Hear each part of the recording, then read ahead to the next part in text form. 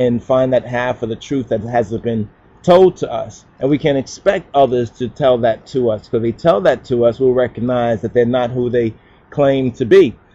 4 ancient versions of Torah. There are at least four ancient versions of Torah.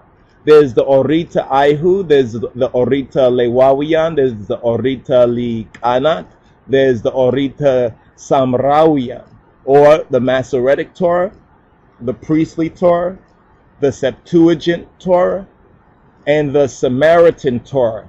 So when they say to us Torah, what Torah are they speaking of? Are they speaking of the Orita Aihu, the Orita Lewawiyan, the Orita Likanat, or the Orita Samrawiyan? Now, there's a very interesting reference, and we'll get more into that in the more expanded version of this teaching right here, on the life and contendings of QewsTos. And Haile Habtu in 1987, there was a preliminary notes on ancient Ethiopian history. It was put out as a let me get this right here.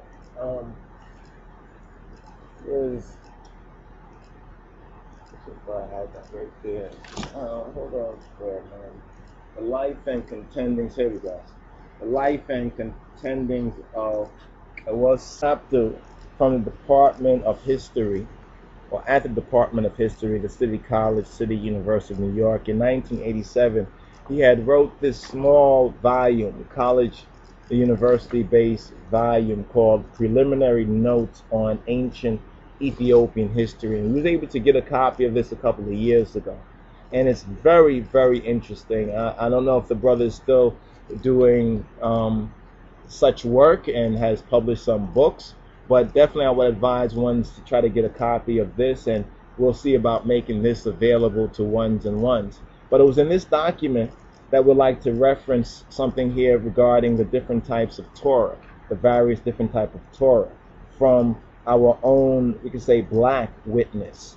You understand, how much that we hear about, you know, who's a Jew and who's a Hebrew, you understand, is validated by others. Here we get our own people from our own root, you understand, disclosing to us half of the story that hasn't been told.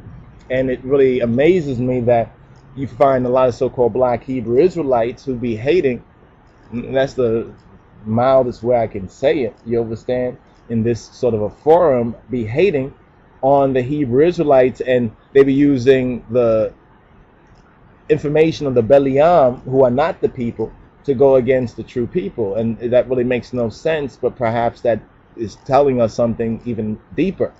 Haile Habtu's preliminary notes reads like this. I want to share this with one-on-ones on the different type of ancient versions of Torah.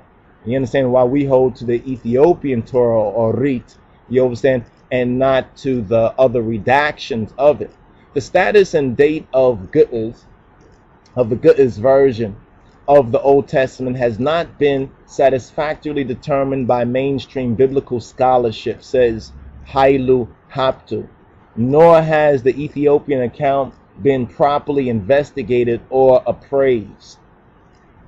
Yet, were the Ethiopian account found valid, it would have significant implications for the way ancient history is viewed, especially the Judeo-Christian heritage, i.e. our divine heritage, and derivatively the Islamic heritage.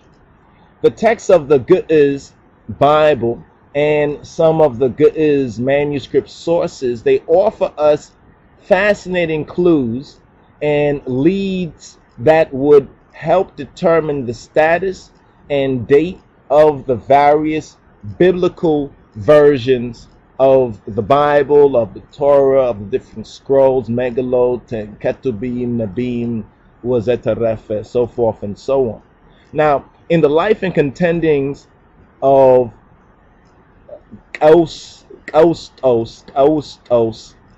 or QewsTos, some would say, the Gedele QewsTos is a translation of a Ge'ez, or Ethiopic passage, which is just one of the many important leads that provides vital and valuable clues to how the so-called Hebrew redaction, which we call the Babylonian Hebrew redaction, in the post-Ezra or Ezra versions of the Masoretic Tanakh of the Bible came about, and who's who and who was involved in this recovery text. And this was taken from the preliminary notes on ancient Ethiopian history by Hailu Habtu of the Department of History, the City College, City University of New York, CUNY, in 1987. And he